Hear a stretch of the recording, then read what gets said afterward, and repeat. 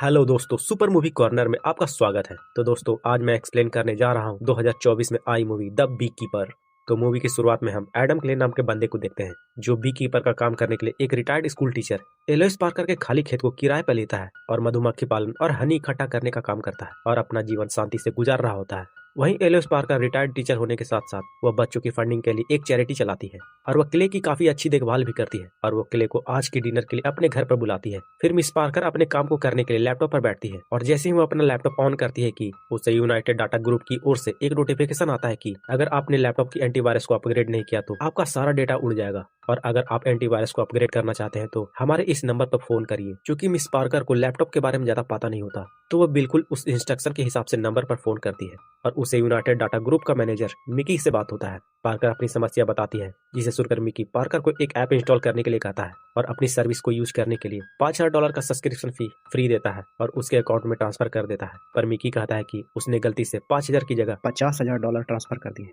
और वह अपनी नौकरी का हवाला देते हुए मिस पार्कर से कहता है कि अगर उसने उसके पैसे नहीं लौटाए तो वो अपनी नौकरी खो देगा। मिकी मिस पार्कर से पैसे लौटाने के लिए गिड़गिड़ाता है, जिसे सुनकर मिस पार्कर पैसे लौटाने के लिए तैयार हो जाती है और जैसे ही वो अपना अकाउंट का मास्टर पासवर्ड डालती है कि मिकी और उसके टीम मिस पार्कर के अकाउंट से सारे पैसे उड़ा डालते हैं। मिस पार्कर का पैसा उड़ाते हैं मिकी और उसके सारे टीम खुशियां मनाना स्टार्ट कर देते हैं। फिर जब मिस पार्कर अपने अकाउंट को चेक करती है तो उसके सारे पैसे गायब होते हैं, जिसे देखकर वो काफी टेंशन, एंजाइटी और डिप्रेस फील करती है, क्योंकि वह 90% पैसे बच्चों की चैरिटी के लिए थी जो सालों से वह जमा करके रखी थी। फिर रात होने पर देखते हैं कि क्ले मिस पार्कर के यहाँ डिनर के लिए जाता है और साथ में हनी का डब्बा लेकर जाता है। जब वो वहाँ पहुंचता है तो वह महसूस करता है कि यहाँ कुछ जरूर गड़बड़ है और एक चाकू लेकर दबे पांव अंदर जाता है, पर उसे मिस पार्कर की बेटी वेरोना, जो एक FBI पुलिस ऑफिसर होती है, उसे पकड़ लेती है। क्ले और वेरोना देखते हैं कि मिस पार्कर मरी पड़ी है और वेरोना को शक होता है कि क्ले ने उसके मॉम को मारा है और अपने शक के आधार पर उसे गिरफ्तार कर लेती है। मगर उसके साथी बताते हैं कि मिस पार्कर ने अपनी जान खुद ली है और उनकी बात सुनकर वेरोना क्ले से पूछती है कि तुम क्या करते हो। क्ले बताता है कि वह एक बीकीपर है और वो आज के दिन मिस पार्कर के साथ डिनर करने वाला था। वेरोना क्ले की बात सुनकर उसके कामों को चेक करती है और फिर वह अपनी माँ के लैपटॉप को चेक करती है, जहाँ वो पाती है कि उनके साथ फ्रॉड हुआ था, जिसकी वजह से वो खुदकुशी कर ली थी। वेरोना अपनी माँ की मौत का कारण जानकर वह क्ले को छोड़ देती है और अगली सुबह होने पर उससे अपनी गलती के लिए माफी मांगती है और उसे मिस पार्कर का ख्याल रखने के लिए थैंक्स भी बोलती है। फिर वेरोना अपनी माँ के साथ हुए फ्रॉड की जानकारी क्ले को बताती है कि उनके साथ डाटा स्कैमरों ने स्कैम किया और उनके सारे पैसे निकाल लिया, जो ज्यादातर चैरिटी के थे। क्ले पूछता है कि क्या तुम उन सब ग्रुप को जानती हो। वेरोना बताती है कि यह ग्रुप पिछले 2 साल से एक्टिव है, जो बुजुर्ग लोगों को टारगेट करते हैं और उनके जमा पूंजी को निकाल लेते हैं, मगर उनकी टीम उन्हें अभी तक ट्रैक नहीं कर पाई। वेरोना की बात सुनकर क्ले अपने कामों का हवाला देकर वहाँ से चला जाता है और वह अपने मधुमक्खी के छते पर पहुंचकर एक सैटेलाइट फोन निकालता है और एक गुप्त और रहस्यमय काउंसिल से संपर्क करता है और क्ले मिस पार्कर को नया दिलवाने के लिए उस संगठन से उन घोटालेबाज ग्रुप का पता लगवाता है। उस घोटालेबाज ग्रुप का पता चलने के बाद क्ले उन्हें खत्म करने के लिए एक प्राइवेट प्रॉपर्टी जाता है, जहाँ वह सभी कॉल सेंटर चलाकर लोगों के साथ फ्रॉड किया करते थे। क्ले वहां जाकर उनके सारे गार्ड को मारता है और वहां के मैनेजर मिकी और वहां जितने भी काम करने वाले लोग होते हैं उन्हें चेतावनी देते हुए वहां से भाग जाने को कहता है और वह उनके सिस्टम में पेट्रोल छिड़क कर और पेट्रोल कैन में बम लगाकर उनके बिल्डिंग को उड़ा डालता है। उनके बिल्डिंग के उड़ने के बाद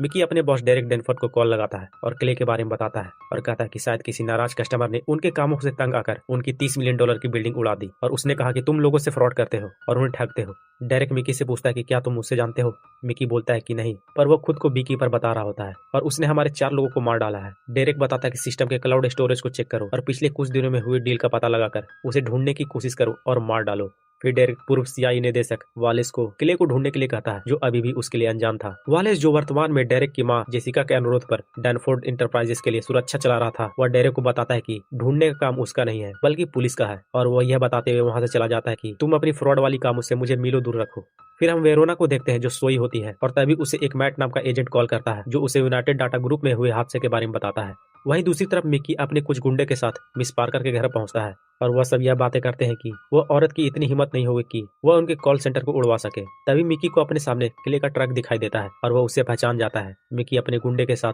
क्ले को मारने के लिए आगे बढ़ता है, मगर उसे मारने से पहले वह सभी क्ले के मधुमक्खी के छत्ते को उड़ा डालते हैं और उसे मारने के लिए उसका पीछा करते हैं और क्ले के B वार्ड में पहुंचते हैं। क्ले को आभास हो जाता है कि उसका पीछा किया जा रहा है और वो वहाँ उनके लिए रेडी होता है। मिकी अपने गुंडे के साथ वहाँ पहुंचता है और क्ले को मारने की कोशिश करता है, पर क्ले एक एक करके उनके गुंडे को मार डालता है और डेरेक का एक हाथ का पूरा उंगली काट डालता है। वहीं दूसरी तरफ वेरोना और एजेंट मैट कॉल सेंटर पहुंचते हैं और वहां के एक क्लाइंट से पूछते हैं कि तुम लोग क्या करते हो, और कहता है कि तुम्हें किसी चीज की जानकारी चाहिए तो तुम हमारे वकील से पूछ सकती हो। और उस बीच एजेंट मैट वेरोना को बताता है कि तुम्हारे मॉम के घर भी आग लगी हुई है, जिसे सुनकर वह शॉक हो जाती है। वह दोनों वहां पहुंचते हैं जहां उन्हें कुछ लाशें मिलती है और पता चलता है कि वह लोग यूनाइटेड डाटा ग्रुप के लोग थे। तभी मैट कहता है कि कहीं इन लोगों को मारने वाला वह बीकीपर तो नहीं जो तुम्हारी मॉम के लिए लड़ा था। वेरोना मैट की बातों पर गौर करते हुए वह थोड़ी बहुत शक बीकीपर पर करती है। फिर हम देखते हैं कि मिकी किले से जान बचाते हुए भागता है और एक पुल पर ठहरता है और वहां ठहरने के बाद डेरेक को फोन करता है और बताता है कि उसकी हालत बहुत खराब है और बीकीपर ने उसकी उंगलियों को काट डाला है। डेरेक मिकी से उस बीकीपर के बारे में पूछता है कि वो कहाँ रहता है और उसका हुलिया कैसा है, पर मिकी आगे कुछ कहता कि क्ले आकर उसे एक गुस्सा मारता है और उसे कार से निकालकर एक बेल्ट पहना देता है जो उसके ट्रक से जुड़ा होता है। क्ले अपने ट्रक के साथ मिकी को भी नदी में फेंक देता है जिससे उसकी मौत हो जाती है। फिर क्ले मिकी के फोन से डेरेक से बातें करता है और उसका नाम पूछता है, मगर डेरेक अपना नाम नहीं बताता और उल्टा उसे धमकी दे रहा होता है। फिर क्ले उसकी आवाज को सुनकर अंदाजा लगाता है कि वह लगभग 28 से 30 साल के बीच का एक जवान लौंडा है और क्ले उसे बोलता है कि अगला नंबर तुम्हारा है और वह उसके पास आ रहा है और क्ले मिकी के कार को लेकर वहां से चला जाता है। वहीं दूसरी ओर डेरेक क्ले की धमकियों से आहत होकर अपनी और क्ले के बीच हुई बातों को वह वालिस को बताता है कि उसने मुझे मारने की धमकी दी है। डेरेक वालिस से क्ले के बारे में पूछता है कि वह कौन है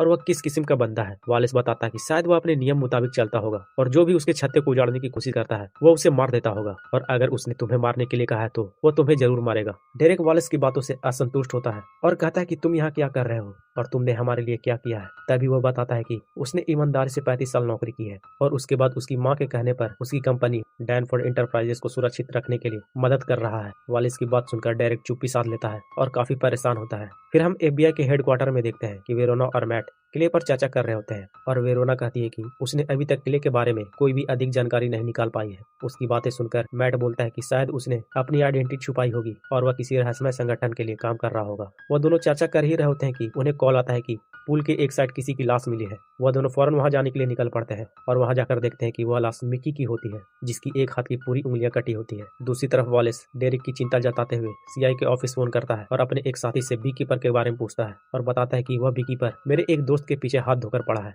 CIA की वह एजेंट क्ले की जानकारी लेकर वह फिर से शाम को वालिस को फोन करती है और बताती है कि वह बीकीपर पिछले कुछ महीनों से अनएक्टिव है और रिटायर्ड भी, पर CI एजेंट बताती है कि उसने दूसरे बीकीपर को उसके प्रॉब्लम के बारे में बता दिया है और वही लोग उसके प्रॉब्लम को आगे डील करेंगे। फिर हम बीकीपर काउंसिल को देखते हैं जहाँ क्ले को टर्मिनेट करने यानी उसे मारने का ऑर्डर आता है और वहां पता चलता है कि बीकीपर एक्चुअली में एक संगठन है जो सरकार के दायरे से बाहर होकर काम करती है, जिसके अपने ही नियम कानून होते हैं। उस संगठन के लोग अपने देश को बचाने के लिए किसी भी सिचुएशन और किसी भी लोग के साथ लड़ने के लिए हमेशा तैयार होते हैं। वहीं देखते हैं कि क्ले एक पेट्रोल पंप पर पेट्रोल ले रहा होता है और तभी एक गाड़ी आकर उसके गाड़ी को ठोक डालती है जिसमें से एक एक्टिव बीकीपर निकलती है और उस पर हमला करती है और फिर एक मशीन गन से उस पर लगातार गोलियां बरसाती है। मगर क्ले उससे बचते हुए उस बीकीपर से लड़ता है और उसे जलाकर मार डालता है और उसका एक उंगली काटकर अपने पास रख लेता है और क्ले के वहां से जाते ही पेट्रोल पंप भी धमाके से उड़ जाता है। फिर जब उस CI एजेंट को पेट्रोल पंप के हादसे के बारे में पता चलता है तो वो वालिस को फोन लगाती है और कहती है कि अभी प्रॉब्लम सॉल्व नहीं हुई है और बीकीपर काउंसिल ने हालात का मुआयजा करते हुए इस मैटर से दूर रहने का फैसला किया है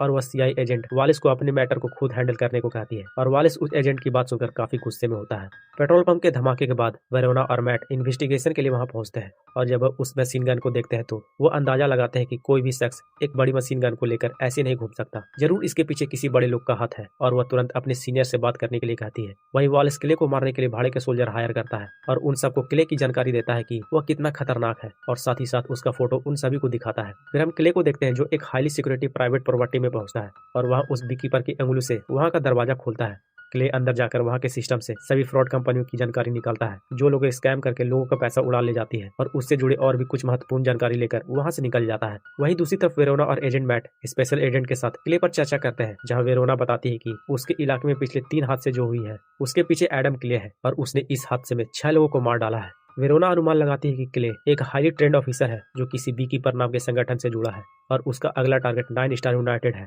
जो एक कॉल सेंटर चलाते हैं। फिर हम देखते हैं कि 9 स्टार यूनाइटेड कॉल सेंटर में वहां के मैनेजर अपने क्लाइंट को पैसे ठगने की जानकारी दे रहा होता है और अपने काम को आगे बढ़ाने की तैयारी कर रहा होता है और उसी बीच FBI की टीम उनके बिल्डिंग के नीचे पहुंच जाती है और अंदर जाते ही वह सभी वालिस के द्वारा भेजे गए भाड़े के सोल्जर से मिलते हैं। उन सोल्जरों का लीडर FBI टीम को वहां से जाने को कहता है और बताता है कि उनका यहाँ कोई जरूरत नहीं है फिर वो सोल्जर कॉल सेंटर के अंदर जाकर वहाँ के मैनेजर को काम को रोकने के लिए कहता है, पर वो मैनेजर काम रोकने के लिए तैयार नहीं होता। पर सोल्जर का लीडर बताता है कि अगर तुमने यह काम नहीं रोका तो तुम सब मारे जाओगे। पर वो मैनेजर अपनी बातों पर टिका होता है और अपने बॉस डेरेक के पास कॉल लगाता है और उससे कहता है कि अगर उसने काम को रोका तो उन्हें काफी भारी नुकसान उठाना होगा। तभी डेरेक सोल्जर के लीडर से बातें करता है और कहता है कि वालिस मेरे लिए काम करता है और तुम वालिस के लिए, और इसलिए तुम्हें मेरी बातें सुननी होगी। और वह उसे काम को बिना रोके कॉल सेंटर को सिक्योरिटी देने के लिए कहता है। वहीं बिल्डिंग के नीचे देखते हैं कि क्ले उन FBI सोल्जरों से मिलता है और उन्हें पीटता हुआ कॉल सेंटर के अंदर चला जाता है। कॉल सेंटर के अंदर देखते हैं कि वालिस के सैनिक पहरा देने के लिए कॉल सेंटर के बाहर जाने लगते हैं और उसी मौके का फायदा उठाते हुए क्ले कॉल सेंटर में दाखिल हो जाता है। तभी कॉल सेंटर का एक आदमी क्ले को पहचान जाता है और तभी क्ले उसे उठाकर पटक देता है और वहां से भागना स्टार्ट कर देता है, जिसे देखकर भाड़े के सैनिक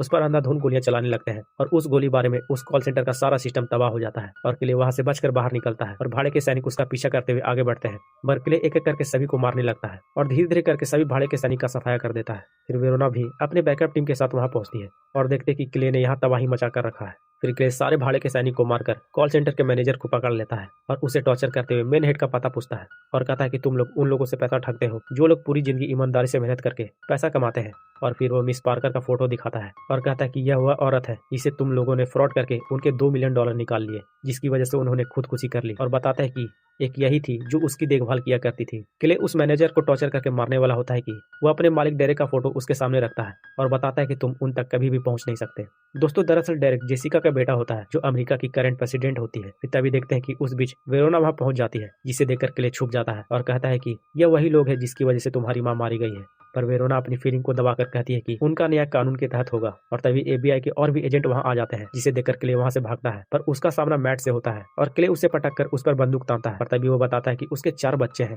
इसलिए वह उसे नहीं मारे। क्ले उस पर रहम दिखाकर उसे छोड़ देता है और वहां से भागने में कामयाब हो जाता है। इधर वालिस सिचुएशन की गंभीरता को समझकर वह डेरेक को अपनी माँ से बात करने के लिए कहता है। डेरेक अपनी माँ से बात करके अपनी सिचुएशन बताता है, जिसे सुनकर जेसिका उसे अपने बीच हाउस में बुला लेती है। इधर कॉल सेंटर में FBI की टीम वहाँ की छानबीन करती है और उस छानबीन के बाद वेरोना FBI के सीनियर एजेंट को सूचित करती है कि डेरेक उन 2 कॉल सेंटर का मालिक था जो बुजुर्ग लोगों की जानकारी निकालकर उनके साथ स्कैम करता था, और उसकी इस काम को करने के लिए उसकी माँ जेसिका सिक्योरिटी देती थी। मगर जेसिका को नहीं पता होता कि उसका बेटा कैसे बुजुर्ग लोगों से पैसे निकलवा कर उन्हें लूट लिया करता था, और उन कॉल सेंटर के स्कैम से जेसिका के इलेक्शन के लिए भारी मात्रा में पैसा यूज किया गया था। फिर वेरोना को शक होता है कि अगर यह बात क्ले जानता है तो वह जेसिका को घोटाले से जुड़े होने के कारण वह उसे भी मार सकता है। इधर प्रेसिडेंट बीच हाउस में देखते हैं, जहाँ भारी मात्रा में सिक्योरिटी तैनात होती है। वेरोना और मैट भी अपने ID दिखाकर अंदर दाखिल होते हैं, जहाँ वह देखते हैं कि कुछ स्पेशल सिक्योरिटी गार्ड के साथ और भी FBI एजेंट तैनात होते हैं, और डेरेक भी अपनी सुरक्षा के लिए कुछ भाड़े के गुंडे को हायर करता है। इधर क्ले भी उस बीच पर पहुंच जाता है और पीछे के रास्ते होकर एक नाले से निकलता है और बहुत चालाकी से मिलिट्री ट्रक के अंदर चला जाता है। पर जब ट्रक की जांच चल रही होती है तो एक सोल्जर उसे देख लेता है, पर क्ले उसे मारकर ट्रक में फिट कर देता है और उसके कपड़े पहनकर उसकी जगह बाहर निकलता है और बाकी सिक्योरिटी के साथ निकल पड़ता है।